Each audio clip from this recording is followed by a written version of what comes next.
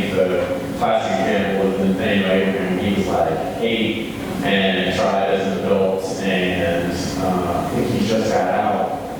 And then, we're right back, and the data suggests that when children are incarcerated with adults, they become more vicious, just more dangerous. It's not good for them, it's not good for their growth and their development. And so we're really trying to push out of that. And there are a lot of criminal justice reforms that are going on right now. It's a unique opportunity where both Democrats and Republicans have been able to come together and say, hey, there's a lot to be done from the criminal justice standpoint. So similarly, we're working a great deal on some expungement legislation. So right now, you can only have 1 felony and 2 misdemeanors expunged, and trying to increase that, particularly for the marijuana space. So things that are currently legal, being able to expunge those things irrespective of the total number count, and also increasing that total number count, because it doesn't make sense to have people locked up or them not be able to clear their record for something that would be perfectly legal today. So you have folks who have 3 misdemeanors and 2 of them are marijuana related, and so they can't get those expunged. And for all you know, an expungement doesn't wipe it away. It just says that regular people can't access that information. The court and law enforcement can still access it as necessary as they, so it's not like a completely out of jail free pass. It's this doesn't prevent you from working or doing things that are necessary for you to be a functioning member of society, which for too long has been the case. You get people who have an involvement in the criminal justice system and they're never able to come back from it. And that's just insane, and that is a unique thing, I would say, the last 20 years, because data is so much more readily available. Right in the 50s, 60s, 70s, 80s, 90s, kind of coming into the 90s, people were able to start to look at your background record, right? Like you start to see all the sex offender lists, you start to see all the criminal background checks, you start to see everybody looking back and saying, well, someone go down the street has a felony. Well, there were a lot of people have felonies, and also the number of people who have felonies and misdemeanors now is higher than they've ever been, because there are more things that are legal. There are more opportunities to be involved with the system, because the system has been a lot closer than it has. Which is something we see particularly right. I think here we did over in front of me. I would have thought so, but I'm not at all good at such things. Hello, everyone. This is our host. Okay, thanks for having us. And so, first of all, Central. Well, a quick question. With the millage that DPS is losing, that goes to the stadium expense, but what is the senators and all the politicians, what is their stance on it? Is it like over with now, or how does it, what's the stand for kids? The way those things work, and I appreciate you asking, there's always this very convoluted discussion about the economic development tools and incentives that people get. And so when you look at like the stadium project or any one of these new developments, what they're typically doing is they are holding you harmless for today. So let's say we're talking about, let's say the stadium was central, let's say the stadium was right here. Right now it is producing $0 in tax revenue. What the incentives usually do is they say, all right, I'm going to fix up and build a wonderful facility right there, and you will still get $0 for said facility.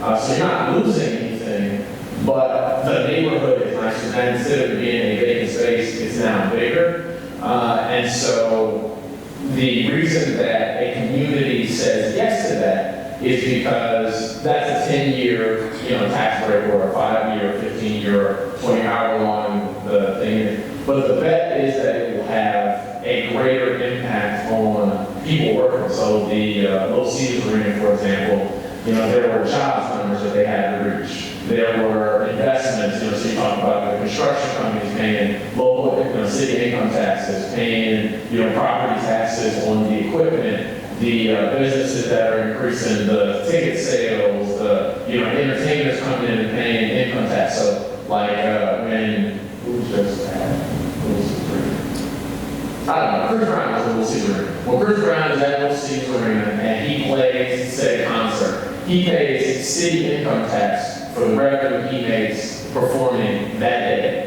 When the hockey players play his basketball season, every NBA player that comes to Little Caesars Arena on game night pays income tax for that game check. So yes, the stadium isn't paying property taxes to the city, to the school district the way they normally were. But the argument is that lot wasn't producing revenue anyway, but that the increase should be felt in other ways. Now, does that always work to the benefit of schools? No. And the big problem we have there is that we fund schools poorly. It's just the formula is bad, the system is bad, it doesn't make sense. We fund, so in California in the 70s and 80s, they decided that funding should be equal. And I say equal, not equitable, right? So every chair gets the same amount of funding, so every chair is a kid. Every kid deserves that exact same amount of funding. So if the number is $6,000, kid in seat A1 gets the same funding as kid in 22B. But that doesn't make sense, right? But what we found is, and what we know, is that the kid in seat 1-9 may need more funding because he's got special needs, because she is an English second language learner, because they're dealing with adverse childhood experiences, because they're starving. Has anybody ever been angry? That's not them. Like I did. Like, you know, so there's commercials that was me before it was popular. My family always shows that when I'm hungry, I become a machete. And, you know, not me, I'm just like, I don't want to talk to you, like, where's the food? But kids are like that. And what we know is that most children, a number of children in DPS are hungry, a number of children across the state are hungry, which is why when we talk about programs like MSU Extension, who are involved in SNAP Ed, who are involved in SNAP, that's why DPS is community eligible for SNAP benefits, because every kid should be able to eat breakfast and lunch, because often that's the only thing they have. But if you remember going to elementary school, if you got free lunch, people knew you were poor, right? So no one wants to be considered poor. So you had a lot of kids who weren't eating free lunch or free breakfast, knowing that may be the only meal or two that they were going to get because they didn't want to be looked at as poor. So you have all these hungry kids in schools not learning because nobody learns when they're hungry. And so you kind of exacerbate all these funding issues, and that's one of the big issues that's going on right now at the state level as we talk about the budget. So the governor recommended a budget proposal that would have done funding differently, fundamentally different. It would have said that students who go to schools like Detroit Public Schools, like Central, would get more money per student because it's more expensive to educate those children. But it didn't happen. And so the governor pushed really hard and proposed a number of line items to bring everybody back to the table with this kind of game because the Republican legislature, the majority party, was trying to play game chicken with her on, well, one of us would be right, one of us would be wrong. And the funny thing, does anybody ever play chicken? No. The reason that is because responsible people always lose at a game of chicken, right? You always have too much to lose. Someone is driving, you're like, no, I'm gonna go home, even when this is, and that's what happened. She signed the budget, but she wants a number of lines to keep government open, but to require us to come back and work on those things. Because the legislature is responsible for passing the budget. Legislature has one job. I mean, you think about us passing law, but our one job is passing budget. It's budget oversight. That's our job. It's a job that we should be doing if something hasn't happened. I hope that kind of answered the question, but if not, I'm happy with that. You know, those. Not because Well, I was talking about like the non-homestead. Mine. See, principals everyone use mine. Yeah, which one? Is it, I believe, the non-homestead credit that the school district would get per parcel is going towards the state. So it's not, it's going, they just they cut it out. Well, my concern is kind of, I guess, I'm kind of like, I'm using something I saw on TV, which is bad, it's not really research, but it's the Brian Noble special in the Yale Stadium. Yep. And then it's kind of like a politician's, his comments were so kind of scary, and I was just wondering, like, have the other politicians kind of put things in place to make sure this doesn't happen again? No, it's complicated, right? So you're an educator, right? How many times have you watched a special and somebody said the problem in education is, and some super smart person comes and tells you a better way to do it?